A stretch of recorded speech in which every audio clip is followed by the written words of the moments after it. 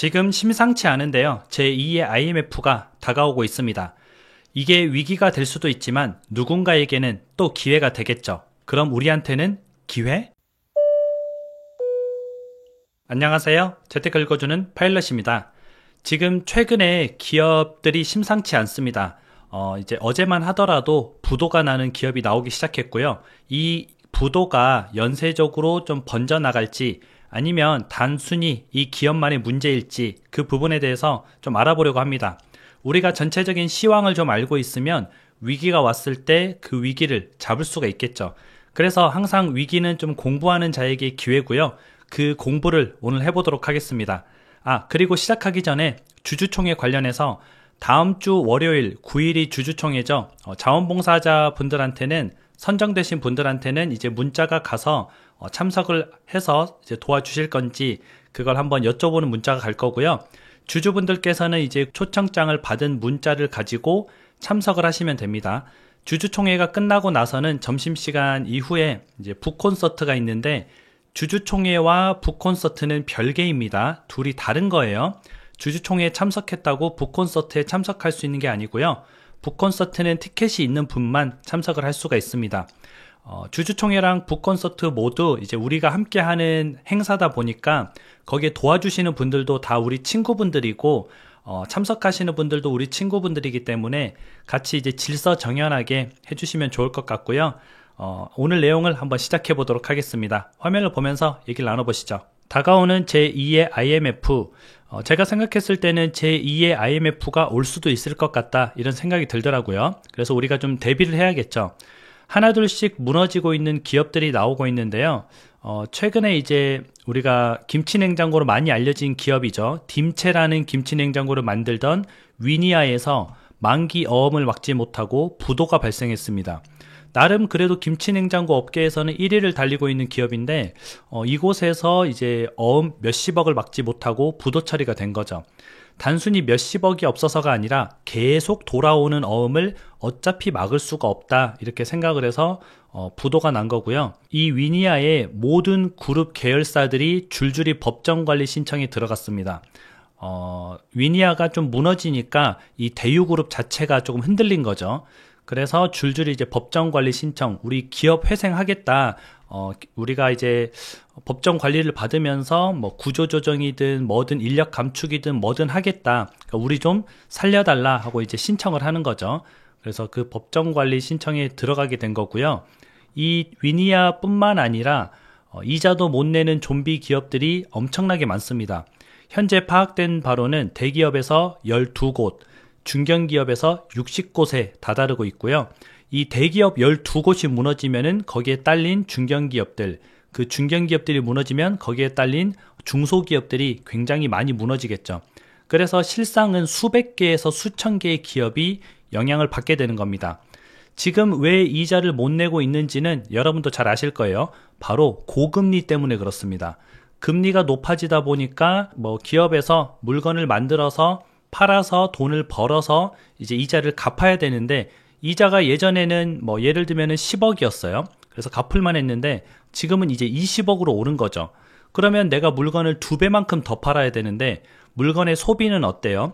예전만도 못한 거죠. 지금 오히려 물건의 소비는 더 낮아지고 있습니다. 그러니까 장사가 더 안 되고 있는데 갚아야 되는 돈은 늘어나니까 이자를 못 내는 현상이 나오는 거죠. 문제는 이런 좀비 기업들에게 대출을 계속 해줬습니다. 작년만 하더라도 10조 원 가까이 대출이 일어났고요. 이 좀비 기업들이 무너지지 말라고 돈을 대출을 계속 해준 건데 대출을 받아서 회생을 할 수 있으면 좋은데 흔히 우리가 얘기해서 밑 빠진 독에 물 붓기를 계속 한 거죠.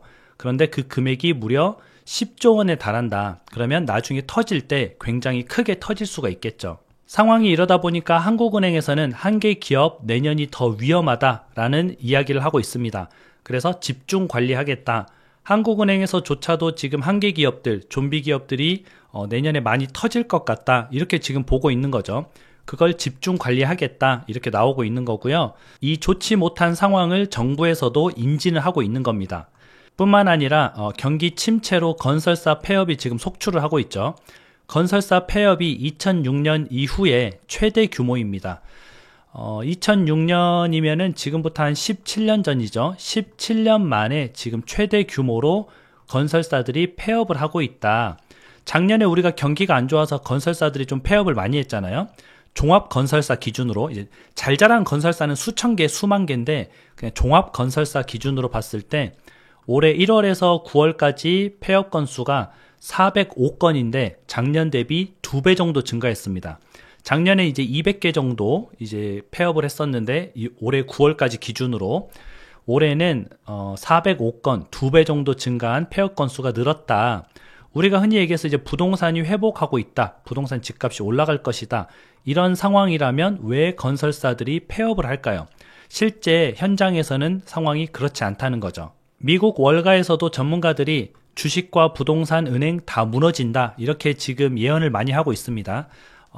월가의 전설적인 예언가들부터 시작해서 앞으로 내년이 조금 고비가 될 것이다 라고 많은 사람들이 입을 모아서 좀 얘기를 하고 있는 거죠.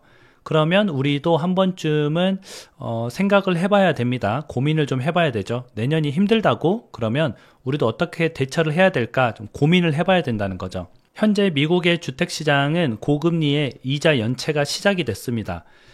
이게 미국만의 문제는 아니죠. 우리나라도 이제 고금리 때문에 연체되고 있고 청년들이 빚을 못 갚고 있다. 이런 뉴스들이 나오고 있는데 미국의 주택시장에서는 이미 주담대, 우리가 흔히 알고 있는 주택담보대출의 금리가 8%, 9%에 달합니다.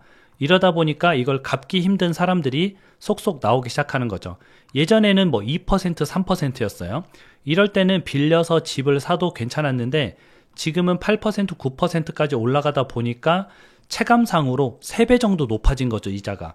그래서 좀 연체가 시작되고 있고 이게 단순히 미국만의 문제가 아니라 우리나라에서도 지금 발생이 되고 있는 문제다. 그렇게 보면 될 것 같아요. 그리고 지금 이제 미국 걱정할 때가 아니죠. 한국 같은 경우에는 GDP 대비 가계부채가 전 세계 1등입니다.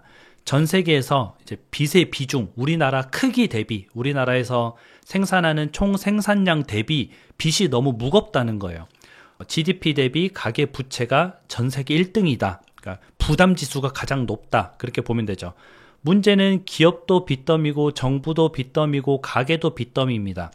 지금 예전에 우리가 IMF 때 있죠. IMF 때 기업이 무너졌잖아요. 근데 가게는 상대적으로 빚이 많지 않았습니다. 그래서 가게에서 충당해서 기업을 살린 거죠. 근데 지금은 가계 빚이 가장 1등이죠.